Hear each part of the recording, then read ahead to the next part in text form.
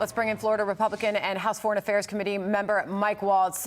Congressman, thanks for joining us. And while Mayor Adams here in New York City is warning that this crisis will destroy the city, his own word, he's ripping the current president for failing to help, but he's also blaming Republicans for the border problem. Listen here.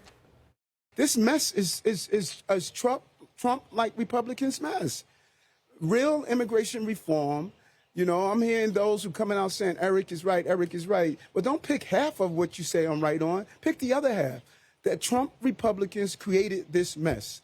And we need to fix this mess with real immigration reform.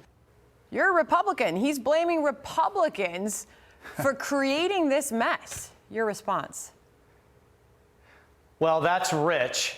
And, you know, New York City, Chicago, Governor Hochul in New York State, welcome to what Texas, Arizona, the border states, and even to a degree Florida has been experiencing, because it's not just over the border.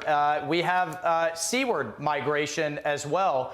What we've been experiencing now for the last 2 years, he is right that there's no end in sight because there's zero effort to secure the border. In fact, the Biden administration is selling the pieces of the border. They're auctioning off the pieces that the taxpayers already bought. And you know, finally, because the mainstream media is not covering it, finally, the rest of the country is seeing what these border states have had to endure. And I can tell you in my community, the thing that has people so upset is when you have veterans that aren't getting the services that they deserve, when you have minority schools and opportunity zones that aren't getting necessarily what they deserve, schools that are already overcrowded, hospitals that are overcrowded.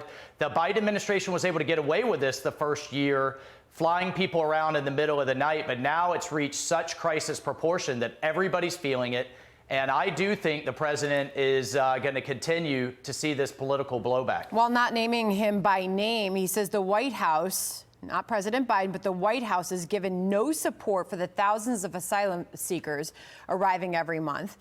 He blasts Texas Governor Greg Abbott as a madman for busing the illegal border crossers to New York and other liberal cities. I mean, this is the number of encounters there in Texas is growing by the day since April 2022. I mean, that number we all know by now, it's soaring. 35,000 migrants have been bused from Texas to these sanctuary cities. They're now living what has been the reality on the ground for these border states for quite some time. So does the White House hear this? Are they listening? I mean, you've got a president that's running for re-election. Will there be any change in their response?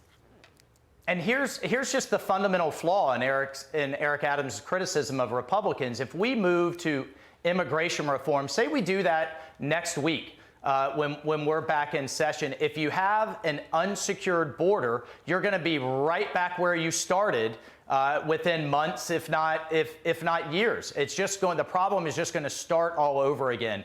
The solutions have to be sequential. You have to secure the border first, then you move on to immigration reform. And oh, by the way, where is Kamala Harris, the border czar, in all of this? The other solutions that we've put forward are let's go after the cartels in a meaningful, aggressive way. They're making billions off this human trafficking. And if you want to talk about root causes, let's incentivize manufacturing to come out of China. And if it can't come to the United States, go into Central America where you're creating growth, creating jobs, and not just throwing American tax dollars at the problem where corrupt governments and cartels are just going to skim off the top anyway and make the problem worse. So we have solutions, Sandra, but the Biden administration's got to execute.